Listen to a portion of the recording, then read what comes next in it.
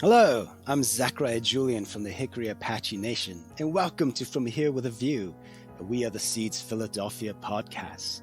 Mozart Gabriel arose from the waters of Taos Pueblo and red rocks of the Navajo Tohili. From a village of powerful traditional singers, the Red Willow tribe gave him his name Mozart at birth. His travels brought him later to Nashville, Tennessee, where he made a career in music videos for the local independent artists. It soon brought him to Barcelona to craft his sound with many musicians and many projects featuring Liam Cloud. Soon after, the Vicious Strikes were formed to rock the underground scene. And that's from your website, and it's a beautifully crafted website. Welcome. Amazing guest. How are you? Hey, I'm super good. How are you? Oh, I'm doing great. We just got done watching your music video, Across Seas. And congratulations Yeah, on the nomination, the Native American Music Awards. What category is that up for? that's for best animation and best rock video. Oh, dude, it's amazing. And who are the people you worked with? I see Zell and Jared Corder. Is that right? Yeah, that's correct. Isel is an amazing, one of my favorite Catalan singers here in Barcelona, and Jared Corder is the guy who mixed the whole album, Eager Within the Fire. He's in a great band called Repeat Repeat. Um, he he's one of my favorite bands, and what's really amazing about that is that I was in Albuquerque right after film school, and I was looking for film gigs on Craigslist, and then I saw this band saying, "Hey, we are playing a show in Santa Fe. Come check us out." And I was like, "Who's this?" And it ended up being Repeat Repeat, and Repeat Repeat ended up being like my favorite sound. Wow. And it's him and his wife, and they have this really great band. And what's really funny is because like it's kind of the same kind of deal with me and Isel, because I really really love her voice, and I feel that there's not been enough female support within rock music, and I felt that I grew up loving so much of Joan Jett and Hayley Williams and Blondie and Bjork, and so much of that, and those are the artists that really made me excited, because I grew up with a high voice, and they always had just some kind of really awesome rock to it. So I always thought that rock music should have both. I feel that boys and girls should be able to listen to it and just rock out and feel that they're both included, because that's what always sang in my heart. So when I heard Repeat Repeat, that was the best of both worlds for me, and it was this really cool surfer rock. And when I got to Nashville, I saw them play at Halloween, and they got me my first music video gig in Nashville. And then many years later, when I moved to here to Barcelona, I recorded my album Eager Within the Fire and Across Seas. Across Seas was the first song that we mixed. And I messaged him and I was like, "Hey, like I love the way your music sounds. Who does it?" And he's like, "I do." And then so he ended up mixing the album, and I asked him, "Do you think you could put a guitar solo in there?" He's like, "No, I'm kind of picky." And then he listened to the song and it's like, "Oh, I'll do it for this one." And he put this really awesome guitar solo that I really love it a lot. And so I was very grateful to have one of my favorite bands in the world work on this project with me. Yeah. And so I really am grateful.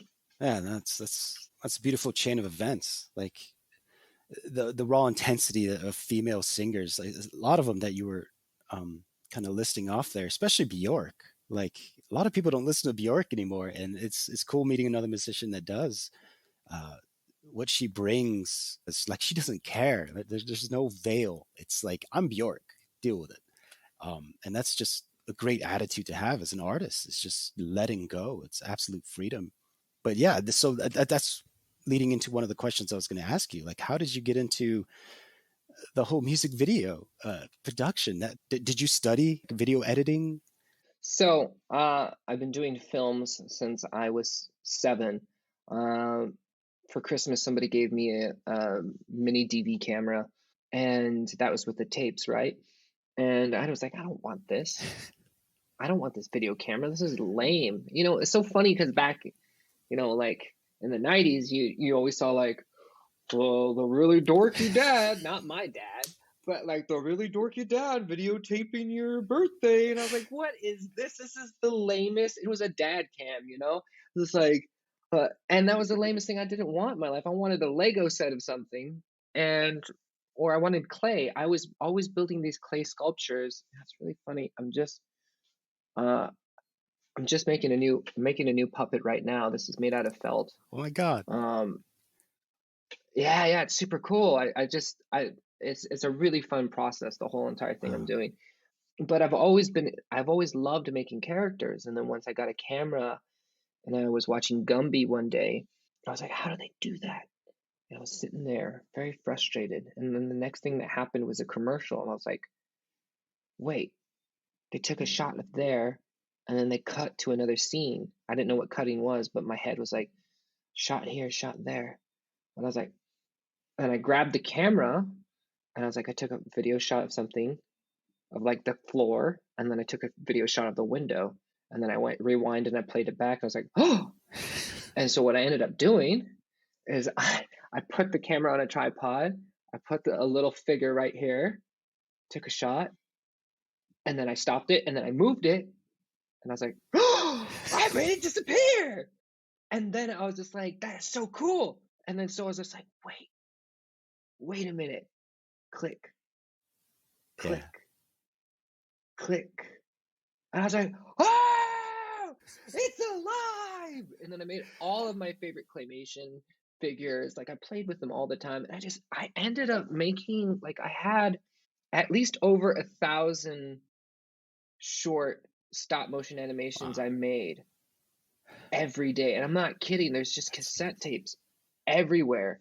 And when I didn't have enough cassette tapes to make anymore, I would erase over them and then re-record new episodes. And so I remember what like the storylines were all about. That inspired me to want to go to film school. After actually mentioning Bjork, we lived in Venice, Italy at the age, we had to leave the reservation at the age of 9. I was 9 years old. I was 9 years old, and I was at the Venice Biennale, and I saw the premiere of Bjork's music video "All Is Full of Love," Wow. made by Chris Cunningham. And I remember seeing those two robots kind of like make love to each other, and I was already around such like a very pro sexual family, like seeing the naked body or see people talking about sex at a young age was not very um, weird to us because that's what's natural at that age. You kind of understood that was going on, and so I saw the beauty of that music video, and I looked at myself and I was like, that's it. I want to be a video artist, and I ended up going to Chicago Academy for the Arts for high school. And then after that, I went to Columbia College for television and producing. Then after that, I went to Vancouver Film School and graduated there with cinematography and costume design. Then I couldn't find any work, moved back to New Mexico, tried my hardest to make my career happen, nothing. Tried to make my career happen in Chicago, nothing. It was an awful time being a millennial right after college for my generation. The only job you could get is being a cool hipster at a coffee shop or working at a bar, being a cool hipster, making your cocktails and flipping your hair around. And that was it. Like everybody was like, that was the thing. That's what you were gonna do. Or especially in Chicago, people are like, yeah, I'm brewing my own beer, and everybody was always brewing their own beer. And those are the only things that people were doing that I saw, and it was really tough because I saw people give up so much on film. I've seen so many people give up on film, and I gave up on film. I totally did, and I gave up on film. And the funny thing and then I moved to Nashville. When I got to Nashville, I got an invitation with my dad. My dad says, I'm going to Nashville. I was like, oh my God, I've always wanted to go. We go together, and the first time I see it is at Americana Music Fest, and I see that there's over 100 bands playing every single night. And the first thing I thought of was, it's like, this is it. Nobody is trying to make movies here, but there are tons of musicians. This is the place which you go to become successful. And I went and I got my camera there. I have a really nice camera that I never got to use. And I told everybody, especially at that time, because it was the Blackmagic 4K Urza. And it was like this huge, beautiful camera. And I was just like, yeah, I got a 4K camera. It shoots in like 120 frames and it's super fancy. It's expensive. It's like It's like pretty much like $10,000. It's not really, but when you add everything together, it gets to that point.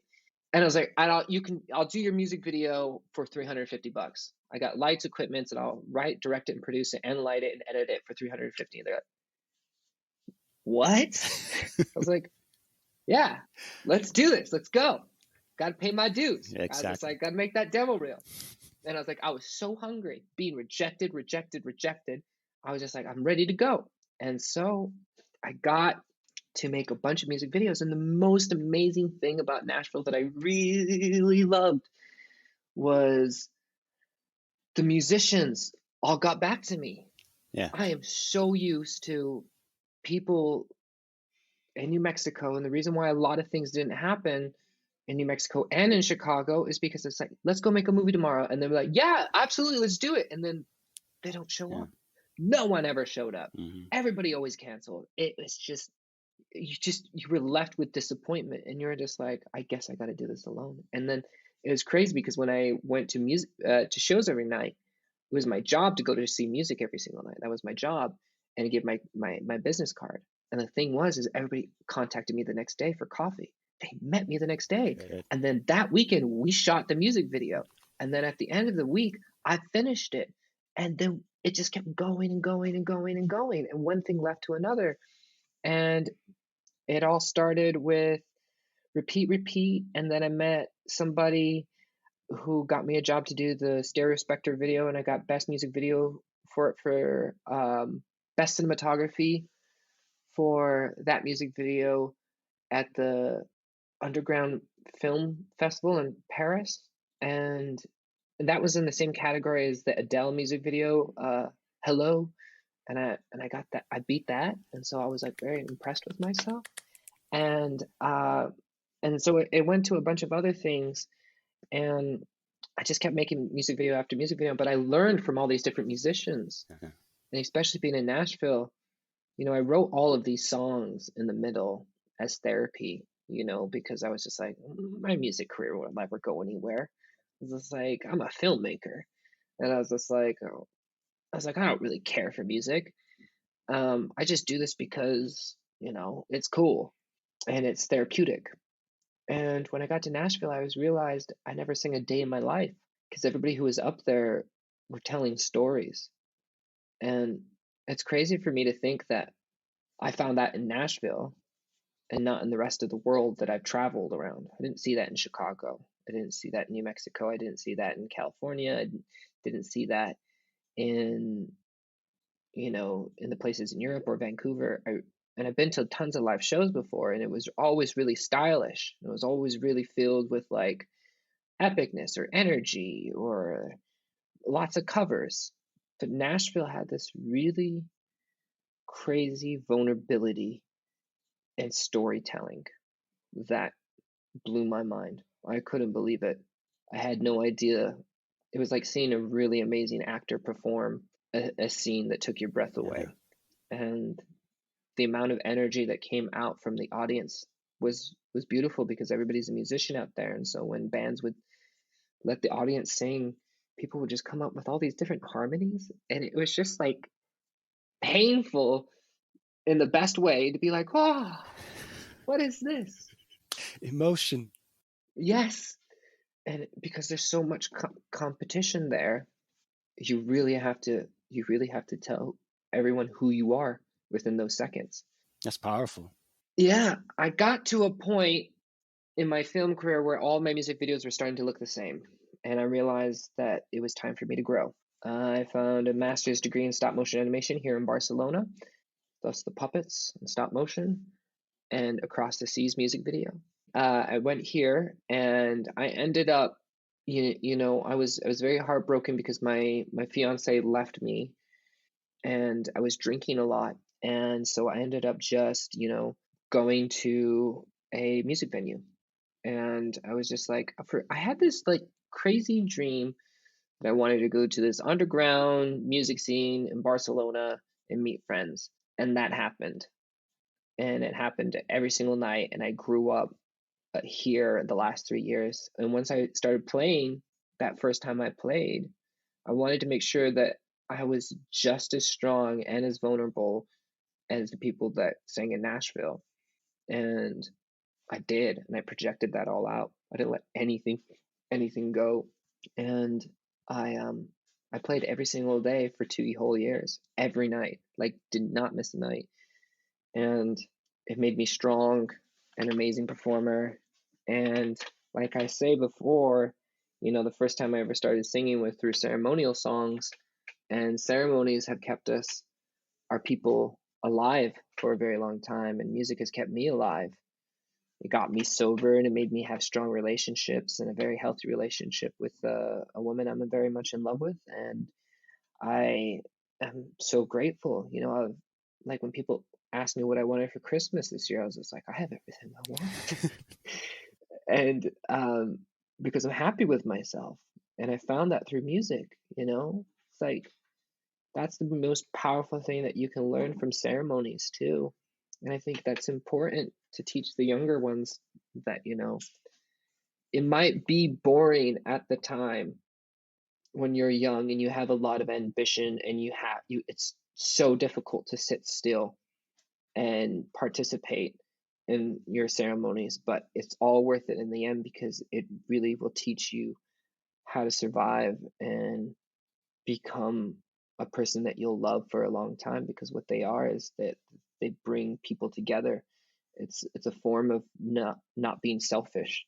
When you're outside in the white man's world, that world is very selfish sometimes. And I was just having this conversation with my mother that, when you step outside the reservation, you're having to be no longer native, in that sense where I grew up in Taos Pueblo. There's a lot of traditions. There's a lot of responsibility, because you're from a pueblo and you're from a village, and you have to do a lot of these things.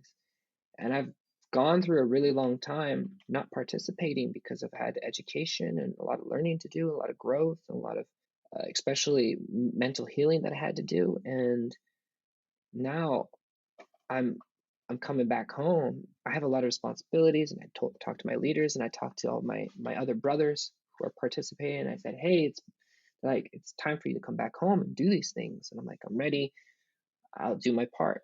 And so those things are really grateful to have, because when you have them, everything I was looking for when I felt very lost inside and sad and depressed, it was because I wasn't really giving back to Mother Earth, and I wasn't giving back to our kivas, and I wasn't really giving back to the elders in the family or the younger ones. And those things, when you let go of them, you're letting go of a tradition that's been passed down for a very, very, very, very, very, very, very, very, very long time, right? And it doesn't make you feel good. It doesn't make you feel good when you realize that you're not doing those things, because it's just going to sound like all the rest of the very strong disciplined elders. When you don't do these things, you're letting our culture die. And it's true. It's true. Yeah, because we're not allowed to write down those ceremonies. We're not allowed to do those things. It was funny. I just saw somebody recently videotape their dances they post on Facebook, and I'm like, like, where I come from, I note this, I write this politely. I was like, where I come from, we're not allowed to do that. It must be different in your pueblo, but it's strange to me. I was just like, I can't speak on your behalf, because every pueblo is different. And I got a couple of ones that are just like, well, it's good because it's good medicine. I was just like, yeah, but there might be bigger consequences on this situation, because what if the younger ones are watching you videotape those ceremonies, and they think, oh, I'll videotape those, and then they'll go viral, and I'll make money off of that and profit off of that, because other cultures haven't seen that before. And then especially, I said, if I was an elder and I saw a kid pulling up their phone while they're seeing a dance, I was just like, what makes you think you have time for that? Yeah. I was like, what makes you think you have time to pull up your phone you should be listening and watching all the things that they're doing. Learn right now, sing, pray. Those are the times that you're supposed to be. It's like you should be grateful to have a break from the outside world, because this right here is, nobody else gets that. All the people who have to work every single day. I know I'm getting all elder No, no, scolding, not at all. but like, but those things Yeah. are so important, and those are the things I really miss, and that I'm really excited that I'm getting older. And I mention and I realize all these things because of the huge following I have on TikTok, Mm. and because I have 100,000 followers on TikTok, Wow. and I think about the things I have to share that are appropriate and that are still just only sacred for us. And when the more I get to share about my culture, I'm not selling out my culture because I am my culture. And when I'm singing my music, that music is me. And all of those things, the reason why, if you really love my music, it's because I'm not lying to you. I'm not trying to give you something fake. I'm really, really trying to just tell you this is where I've been. And we have this moment to share together, because life is that great here, and it's really that hard. We don't have to do that alone, you know? Ceremonies bring people together, songs bring people Yeah. together. And I want my music to have that same communication. That's just beautiful, man. Like first of all, thank you for that story. Being emotional, letting Sorry. just being raw. It's you hear it in your music, and life is all about going in circles, right? We always end up back where we start. Hmm. When I grew up on the reservation, I grew up with my medicine man. I spent about 5 years with him, just doing ceremony, and I wouldn't trade those memories and experiences, for all the money in the world. It's valuable to me. And it's the analogy I always use is Lord of the Rings. Like when Frodo and Sam come back to the Shire at the end, they're like, "You guys have no idea. They're completely different people. They're just a different stage of understanding the reality." And they just kind of look around like, "Oh, these people haven't changed at all." And there's nothing wrong with that. Being humble is a beautiful thing. But I'm glad you survived. And the greatest lessons we learn in life is from rejection and from failure. For me as well, Hmm. I've been rejected constantly, like a Native American jazz pianist or a blues pianist that's writing art rock. Who is this guy? Uh, but yeah, thank you for those stories. And you actually answered a lot of the questions I was going to ask from you about you. Oh, I'm sorry. Yeah, it gets on to a big tangent. It's funny you mentioned about Lord of the Rings, the movie, and we're talking about tradition, and there's nothing wrong with it. That made me think about recently. Like, I really love Star Wars, and Star Wars touches everyone because it's such a multicultural, inspirational thing. Everybody really loves Star Wars, like, because it includes everyone. It was one of the first movies that kind of included all cultures. Like, Ewoks are from the Miwok tribe, right? That's what they were based on. When the natives were fighting the first Europeans who came in, they fought in the woods instead of in a line, which made no sense. And I was thinking about how offensive the Last Jedi is, Oh, and when the director, who I've chosen to forget his name because he's made me so frustrated, wouldn't listen to Mark Hamill, and it made me.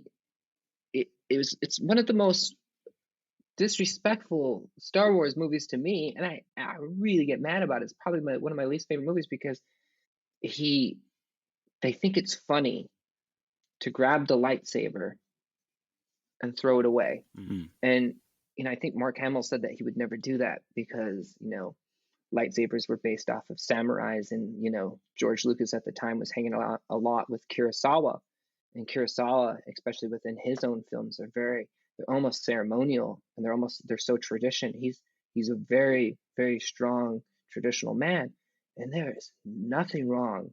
And then people would say, oh, but nobody wants another like remake of like you know something. It's a different story now, so that just throw away all of your ideas about what it. There is nothing wrong about telling a story about tradition, you know and that's where that director missed it.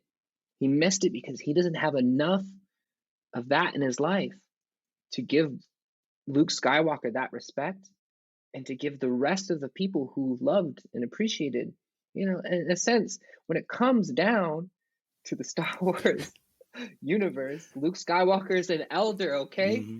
Don't disrespect him. So ridiculous. But it's funny because I get passionate because I feel like someone disrespected my elder because that's the way I was brought up. And that's how I get heated up about that movie. That's how it affects me. And it's different for everybody, but that's what makes me mad. Yeah. Well, I could sit here and talk to you all freaking day, but I'm going to go ahead and just wrap up and ask you a couple more questions. You're working on a new album. You're recording at the Rio Grande Studios here in Albuquerque, New Mexico. How's that Yeah. going? Are you finished? So we made Eager Within the Fire and we played at India Market. That got us the opportunity for Kenny Riley to come and contact me. And he said, I want you to come by the studio and check it out. We saw the studio and it was amazing. And you understood this vibe that he really had a lot of love and respect for rock and roll. And he makes really great rock music. And he says he wanted to make it, he wants natives in New Mexico to feel like they can come to a studio without having to leave their homeland and make a good rock album. And that's what I really, really love about Kenny, right? Mm-hmm. And he really understood us and he really pushed us to a whole new level. And it's really incredible because it's such my favorite album right now. Yeah. And I listen to it so much and I never get tired of it. And I always get surprised every time I listen to the songs. I'm surprised that that's my music. And because I wrote those songs when I was 24 Wow. and now I'm going to be 32 and now they're all completely new to me. And I'm so proud of my boys. I'm so proud of Danny, my drummer, for really leading that way for us. He really pushed Danny to say that you have to lead the band, and he does. And Alejandro, he did such an amazing job of just being free and expressive within his guitar solos and allowing us to get there. Even though my bass player couldn't get there, he really, really helped us with pre-production for us to actually find and understood what we were ready for. We didn't waste any time. We recorded 12 tracks in 7 days, and Wow. it was great. It was so much faster. The last album took a year. Yeah. Yeah. And this one took 12 days and it was fast and it was alive and it was vulnerable. I mean, the music feels very present and alive, and I'm really happy for it. So the album is called Sign Me Up for the Apocalypse, and we're just working on all the album art and the ideas and the music videos. And we are hoping to release some of it at India Market in Santa Fe in August. That's amazing. Congratulations. I can't wait to hear it. Thank It's you. beautiful. I remember when I was like, I think I'm ready to record an album. And I'm not going to name the studio I went to. And they were like, yeah, we'll do it for you. And then all of a sudden, one of the producers like calls me like a couple days later, and he's like, "Hey, that studio is going bankrupt. But there's this other studio I work with. You should come over here. It's a little more, but blah blah blah." And I'm like, "Oh God, no! This sounds horrible." And then I just randomly found Rio Grande Studios, and I emailed him, and within 5 minutes, I'm not kidding, he emailed me back. Like this guy cares. Ken, I'm talking about Ken Riley. It's a studio, and I was in his studio the next day, and I'm with you 100%. Like the guy gets the music. The guy he works to make you feel comfortable. And that studio, it just feels like home. It's like I'm in Jemez, like with my cousins, eating chili. That's what it felt like being in that studio. It was a nice, beautiful pace. So I'm glad you experienced that as well. But yeah, the last question I have for you is as a native artist, we are paving the way for future generations. What kind of inspiration and motivation can you give to our youth? Oh man, I think I said a lot of it already. Is that Yeah. I think it might seem boring, and it might seem scary, and it might seem hard at times to do ceremonies because they're very long, but they are going to continue to make you stronger, and they're going to allow you to be so much more present with yourself that you will never be lost in your journey of creativity. And when you trust that, I mean, I've had so many great ideas, and I've accomplished so many things. You know, I'm so dyslexic, and I still really don't know how to read and write. And I got one of my scripts into the Sundance Institute because of the amount of discipline I had going through ceremonies and being through those traditions, because I knew if I can survive up in the mountains for a very long time, or if I can dance for 8 hours and different temperatures of weather, I knew that I could do this. Nothing has ever been as hard and as difficult as a ceremony sometimes. And once I know that, I know I'm pretty invincible. I used to tell myself when I was younger that it made me feel like a Super Saiyan because of like Dragon Ball Z. You know, you leveled up, and once you got done, you know, in the gravity chamber, you're like, oh, I'm invincible. Don't even try. So that, and the last thing totally is vulnerability is super key to being original. Allowing yourself to honestly be vulnerable and confident within who you are is the one thing that's really going to help you out. Trying to be somebody else's. We've gone through so much and way too much that there's no time for us to follow, that we're always going to lead. And so I think that's what I got to tell all the little ones. I'm not even that big of an elder. I'm only 32, but all the little ones just Well said, though. Thank you for that. Seriously, if you're ever in the Albuquerque area, New Mexico, hit me up. We'll get some coffee. Absolutely. We'll be home in August, so we'll definitely hang out. We'll get some good coffee.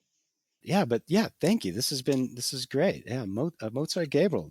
I'm excited for your new work. I mean, I'm excited to know more of you. I'm excited that you're continuing on your journey when, you know, that mountain seemed too steep to climb, but you're freaking climbing it. So, congratulations to you.